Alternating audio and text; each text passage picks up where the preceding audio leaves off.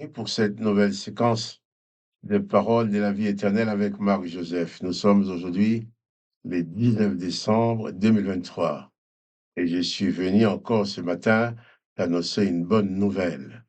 Je ne vais pas te parler de guerre, de misère, de souffrance, mais je vais te parler de paix. Je vais te parler de Jésus-Christ.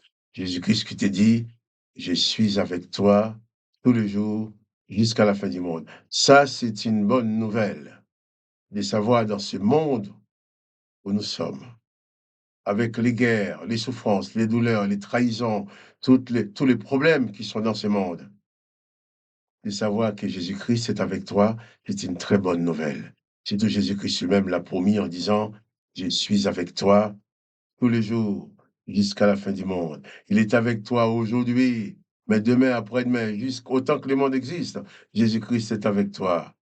Et si un jour le monde n'existerait plus, eh bien, Jésus ne t'abandonnera pas non plus. C'est toi qui seras avec lui dans son royaume. Ça, c'est la bonne nouvelle que je t'annonce ce matin. Jésus-Christ est avec toi. Peut-être tu le savais déjà, tu le sais déjà, mais je te le répète. Car souvent, nous avons tendance à l'oublier. Et quand on commence à oublier la présence de Jésus-Christ, eh bien, on risque de se laisser glisser dans la déprime, dans le découragement.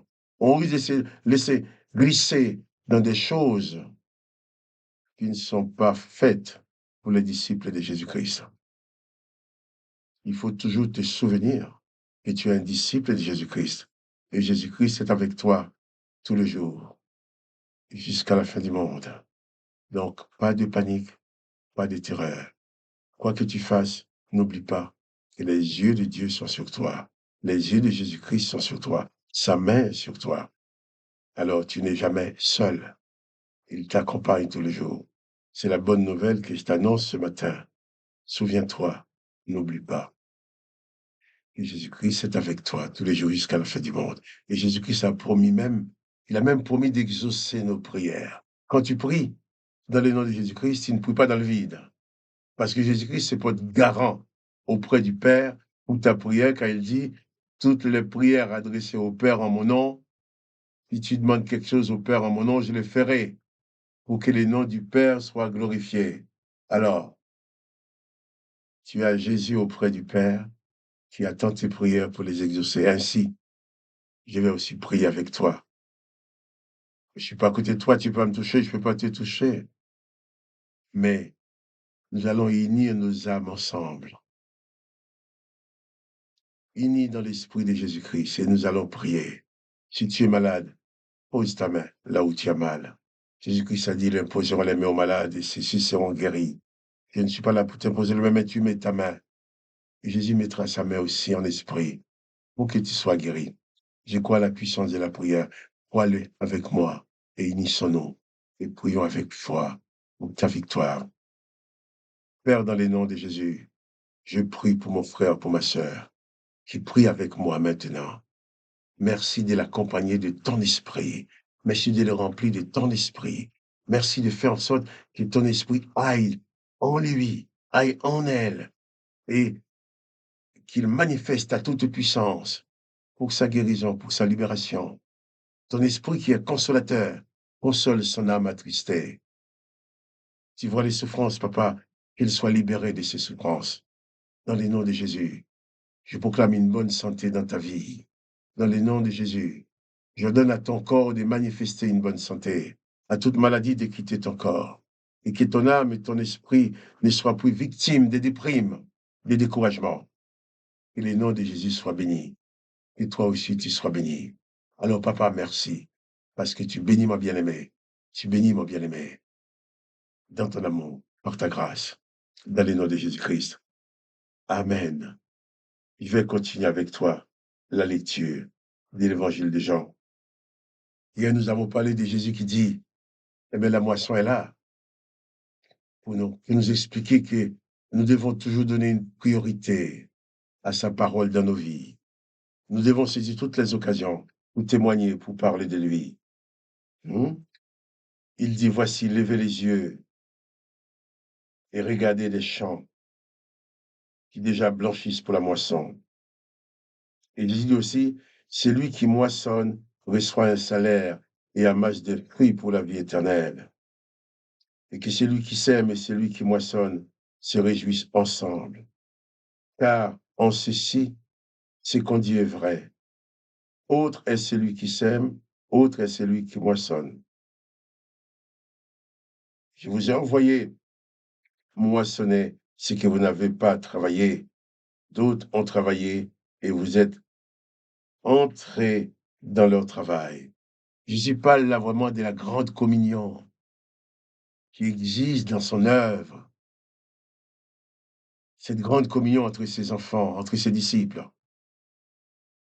Moi, je rencontre quelqu'un, je lui parle de Jésus. Je m'en vais. Toi, tu rencontres aussi, tu parles déjà à la même personne. La personne ne veut même pas entendre parler. Et puis il y a une autre qui arrive, qui parle avec la même personne. Et la troisième ou la quatrième ou la cinquième, la personne donne sa vie à Jésus-Christ. Alors qui a fait le travail? Eh bien, ce n'est ni le premier, ni le deuxième, ni le troisième, ni le quatrième, ni même le cinquième qui a vu cette personne se convertir à Christ. C'est le Saint-Esprit de Dieu qui fait le travail. Nous semons la graine, mais c'est pas nous qui faisons germer la graine. C'est pas nous qui assurons la production. C'est ça. Je dis celui qui sème, celui qui moissonne. Quelqu'un a semé, toi, tu peux moissonner. Il te fait entrer dans le travail de l'autre. À chaque fois que tu passes quelque part, sème la graine de la foi, sème la graine de la parole de Dieu, sème la graine du témoignage de Jésus-Christ. Après, tu t'en vas. Tu n'as pas à te chagriner pour ce qui va se passer derrière. Le reste, Jésus sait déjà, le Père sait déjà quelle autre personne va venir pour parler de nouveau à cette même personne qui t'a entendu.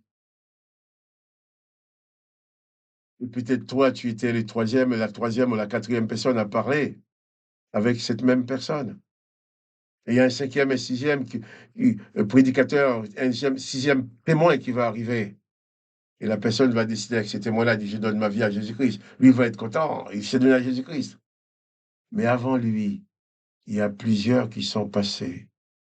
La chaîne des témoignages des chrétiens dans le nom de Jésus-Christ, c'est très important. Toi et moi, si nous témoignons tous les deux la parole de Jésus-Christ, nous sommes des associés.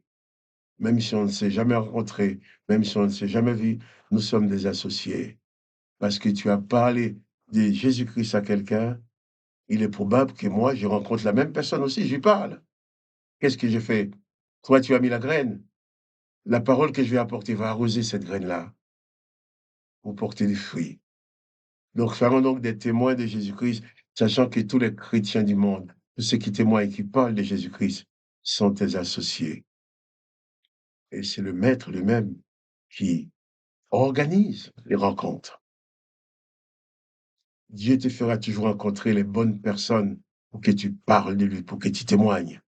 Et lui, il sait quand et comment il va sauver la personne. Je te dis ça, pas de panique, pas de peur, pas de terreur, mais sois des fidèles témoins pour témoigner de Jésus-Christ. Que le nom de Jésus-Christ soit béni. Que ton nom aussi, que toi aussi tu sois béni. Que la grâce du Christ soit sur ta vie. Qu'il soit un réel témoin pour Jésus-Christ. Que ta parole soit puissante dans les oreilles, dans les cœurs de ceux qui t'écoutent. Et que cette parole porte des fruits qui demeureront jusque dans la vie éternelle. Sois béni. Et moi, Marc-Joseph, je te dis, pas de panique. Jésus-Christ est avec toi. Et je te dis aussi, si tu aimes cette vidéo, il faut cliquer sur j'aime, tu dis que tu aimes, en sorte que d'autres personnes puissent l'écouter aussi. Qu'ils puissent être proposés à d'autres personnes qui ne nous connaissent pas. Alors, sois béni. Pas de panique. Jésus-Christ est avec toi. Et je te dis aussi, à demain, pour une autre séquence de paroles de la vie éternelle.